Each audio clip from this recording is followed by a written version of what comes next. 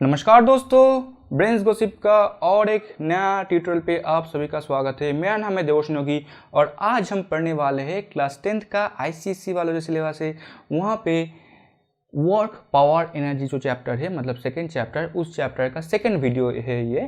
First video work power energy का first video already बनाया गया है और वो अपलोड भी किया गया है, तो प्लेलिस्ट में तुम लोग देख लेना अगर फर्स्ट वीडियो तुम लोग नहीं देखा है तो। वहाँ पे हम लोग वर्क पार्ट ऑलरेडी कर चुके हैं, ठीक है। यहाँ पे हम लोग क्या करने वाले हैं, पावर एंड एनर्जी के बारे में हम लोग इस वीडियो में पढ़ने वाले हैं। तो चलिए शुरू करते हैं। पहले जो है हम लोग ये जान लेते हैं कि what is the definition of power, किस तरह से हम लोग पावर को डिफाइन कर सकते हैं। डेफिनेशन है the rate of doing work is called power. इसका मतलब क्या हुआ, the rate of doing work, मतलब वर्क जो है, पहले जो है वर्क का कंसेप्ट रिकैप्चुलेट कर लेते हैं, ठीक है। देखो यहाँ पे एक ब्लॉक रखा गया है और वो ब्लॉक एक फोर्स देने की वजह से डिस्प्लेसमेंट होकर यहाँ से यहाँ तक आ गया। कितना फोर्स हम दिए, F फोर्स हम लोग दिए। इसके लिए ब्लॉक का कहाँ से कहाँ तक आया, पहले था A पे, वहाँ से चला आया B पे, A से B तक चला आया। कितना डिस्प्लेसमेंट हुआ, A से डिस्प्लेसमेंट हुआ ब्लॉक का, ठीक है। तो वर्क डन क्या निकलेगा, W इक्वल टू क्या निकलेगा, F इंटू S। ये तो समझ में है, ये तुम्हें याद है। अब ये जो S डिस्प्लेसमेंट है हुआ, इस S डिस्प्लेसमेंट होने के लिए एक टाइम लगेगा कि नहीं लगेगा, एक टाइम जरूर लगेगा। बहुत ही कम समय लग सकता है, बहुत ही ज़्यादा समय भी लग सकता है, मगर एक टाइम तो लगेगा। एक रीजनेबल, एक कैलकुलेटिव अमाउंट ऑफ टाइम लगेगा इस डिस्प्लेसमेंट को होने के लिए, A से B तक आने के लिए कुछ ना कुछ तो टाइम जरूर लगेगा। तो उस टाइम को हम लोग बोलते हैं T, ठीक है। और जो वर्क डन हुआ है उस वर्क डन को बोलते हैं W। तो पावर को हम लोग इस तरह से बोल सकते हैं mathematically, power P equal to W upon T। मतलब क्या हुआ कि वर्क डन, कितना वर्क डन हुआ, वर्क डन, और T क्या है, उस वर्क डन होने का time, so time taken. So इन दोनों का रेशियो को हम लोग बोलेंगे कि पावर, ठीक है। अब आते हैं कि ये वर्क डन स्केलर था या वेक्टर था। ये वर्क डन ऑब्वियसली एक स्केलर क्वांटिटी ही था, तो पावर क्या होगा, पावर भी स्केलर क्वांटिटी ही होगा। तो power is a scalar quantity, ये बात समझ लो। अब पावर किसके ऊपर डिपेंड करता है, दो चीज है, दो चीज के ऊपर ये पावर डिपेंड करता है। नंबर वन क्या है, the amount of work done by the source, कितना वर्क डन किए और कितने समय में किए। The time taken by the source to do the work. इन दो चीज के ऊपर डिपेंड करता है कि पावर क्या है सिस्टम का। एक छोटी सी एग्जांपल देके समझते बात को, ठीक है। अब दो स्टूडेंट हैं, ठीक है, एक है अमल, एक है कमल। अब अमल जो है वो 1 आवर में कितना न्यूमेरिकल सॉल्व करता है, 1 घंटे में 20 न्यूमेरिकल कर देता है।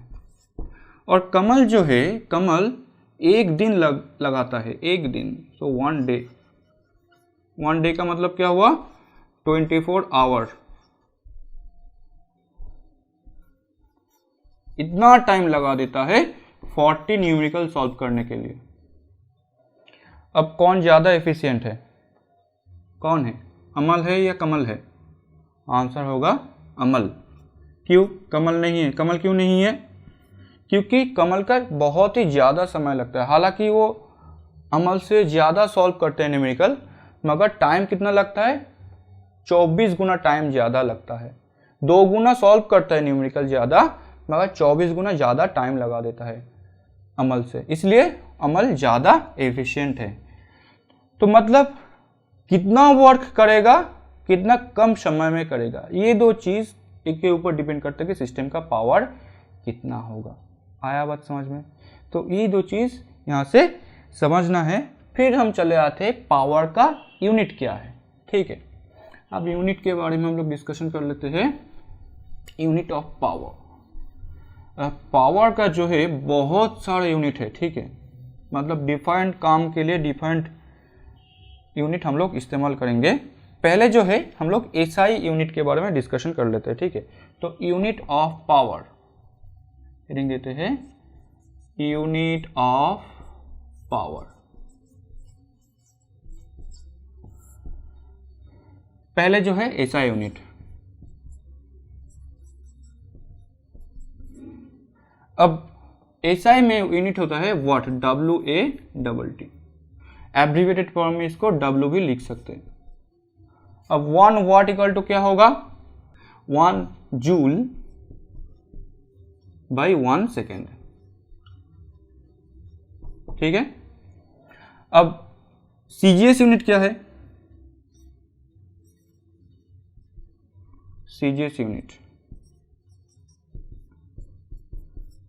सीजीएस यूनिट क्या है, सीजीएस यूनिट है 1 डाइन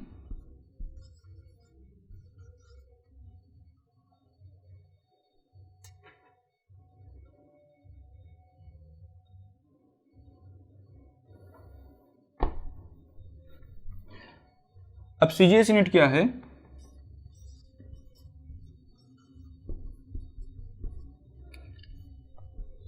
1 आर्ग पर सेकेंड। ठीक है, मतलब 1 आर्ग बाई 1 सेकेंड। ठीक है, अब 1 जूल इक्वल टू क्या है, 1 जूल इक्वल टू 10⁷ आर्ग। ठीक है ना, तो 1 वाट के साथ 1 आर्ग पर सेकेंड का रिलेशन क्या होगा, 1 वाट इक्वल टू क्या है, 10⁷ आर्ग पर सेकेंड। आ गया समझ में, दोनों को सेकेंड से डिवाइड कर दिया इसलिए ये रिलेशन आ गया। ठीक है, अब जो है थोड़ा बड़ा यूनिट के बारे में हम लोग डिस्कशन कर लेते हैं, किलोवाट, मेगावाट, गीगावाट। किलोवाट क्या है, 1 किलोवाट क्या होगा, 10⁻³ वाट। 1 मेगावाट, ये कैपिटल एम होगा, समझ में रखना, कैपिटल एम होगा। 1 मेगावाट इक्वल टू 10⁶ वाट और 1 गीगावाट इक्वल टू 10⁹ वाट हो गया। अब स्मॉलर यूनिट कंसिडर कर लेते हैं, 1 मिलीवाट इक्वल टू 10⁻³ वाट, ये स्मॉल एम होगा। ठीक है, ये कैपिटल एम है, ये स्मॉल एम है। अब 1 माइक्रोवाट इक्वल टू क्या होगा, 10⁻⁻6 वाट। इससे छोटा यूनिट हमें ज़रूरी नहीं होता है एनर्जी पावर कैलकुलेशन के लिए।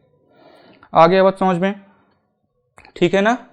तो अब और एक जो यूनिट है वो उसके बारे में हम लोग डिस्कशन कर लेंगे, हॉर्स पावर। ये हॉर्स पावर जो है ये ब्रिटिश यूनिट है। 1 horse power equal to 1 horse power, इसको HP से रिप्रेजेंट करते हैं, इक्वल टू 746 वाट। ये तुम्हें रट्टा मार लेना है। ठीक है, 1 हॉर्स पावर इक्वल टू 746 वाट, और वी कैन राइट 0.746 किलोवाट हो गया। आ गया बात समझ में। अब वर्क से पावर का डिफरेंस क्या है, वर्क से पावर का डिफरेंस क्या है वो हम लोग समझ लेते हैं। अब हम देख लेते हैं कि क्या क्या डिफरेंस है वर्क और पावर के बीच में। तो नंबर 1 जो है वर्क का डेफिनेशन, पावर का डेफिनेशन तुम लिख लो, क्या है, work done by a force is equal to the product of the force and the displacement in the direction of the force. ये तो डेफिनेशन आ गया। यहाँ पे क्या होगा, power of the source is the rate of doing work. ठीक है, डेफिनेशन हो गया। अब क्या है, work done does not depend upon time, time का फैक्टर यहाँ पे नहीं होगा वर्क पे। पावर पे क्या होगा, power spend depend upon the time, time के ऊपर डिपेंड करता है। ये आ गया दूसरा पॉइंट। और तीसरा पॉइंट क्या होगा, SI unit of work is joule और SI unit of power is वाट।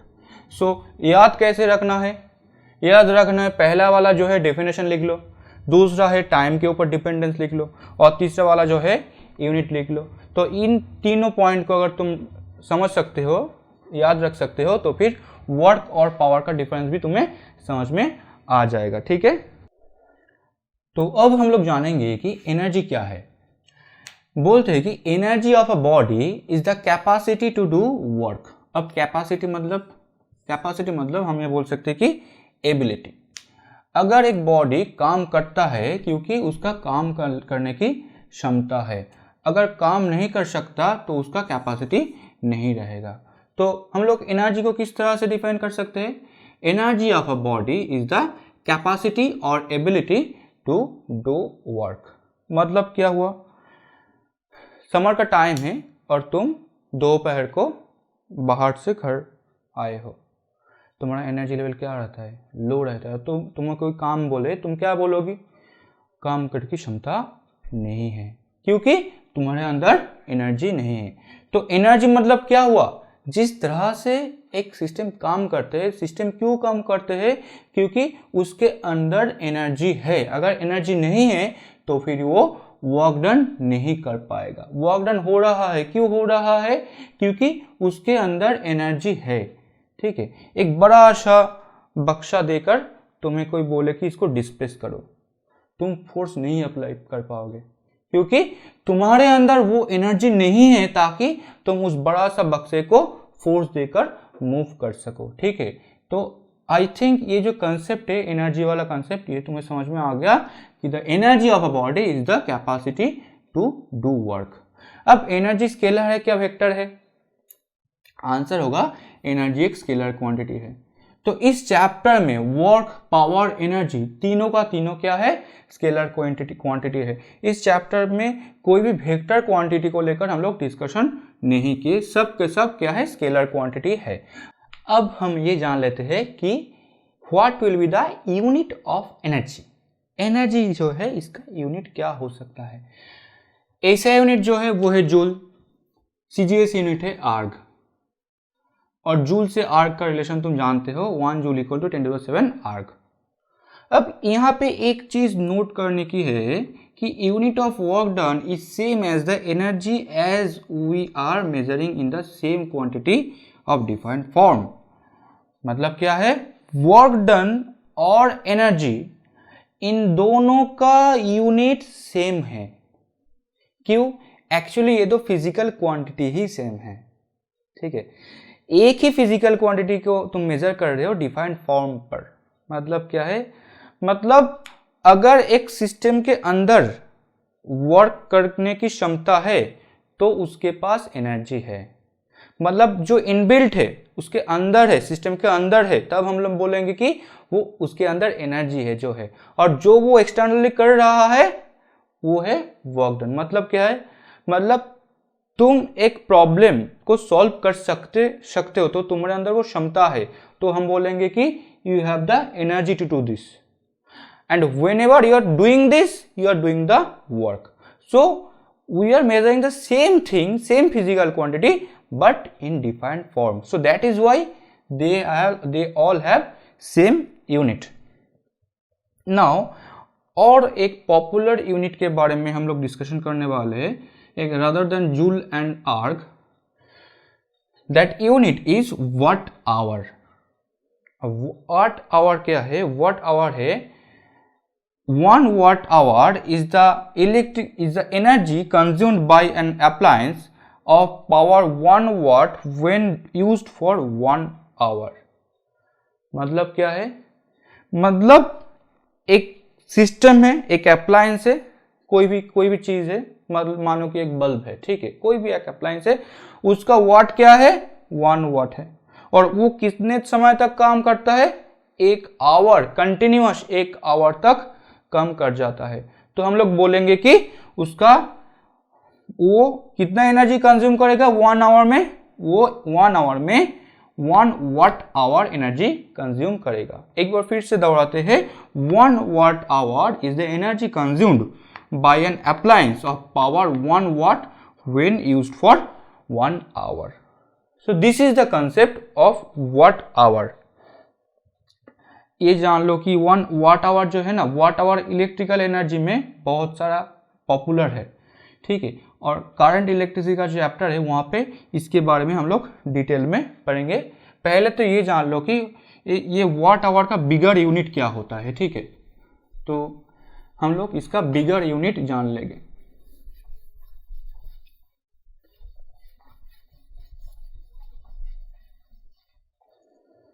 तो 1 watt hour equal to 1 watt मतलब जूल्स पर second into 3600 second, because 1 hour equal to क्या होता है, 3600 सेकेंड आता है, ठीक है ना। तो 1 जूल पर सेकेंड इंटू 3600 सेकेंड, इन दोनों को और मल्टीप्लाई कर दे क्या आएगा, 3600 जूल, सेकेंड सेकेंड कट जाएगा। तो क्या आया, 1 watt hour equal to 3600 joule और 3.6 किलो जूल हो गया। अब 1 kilo watt hour equal to क्या आएगा, 3600 इंटू 10⁻³ मतलब क्या है, 3.6 इंटू 10⁻6 मेगा जूल, ठीक है। तो ये समझ लेना, sorry 3.6 into 6 joule that is equal to 3.6 mega joule, ठीक है। तो ये बात समझ लेना, ठीक है ना।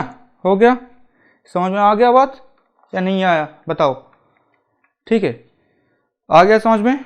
अब जो है कैलोरी के बारे में हम लोग जान लेंगे।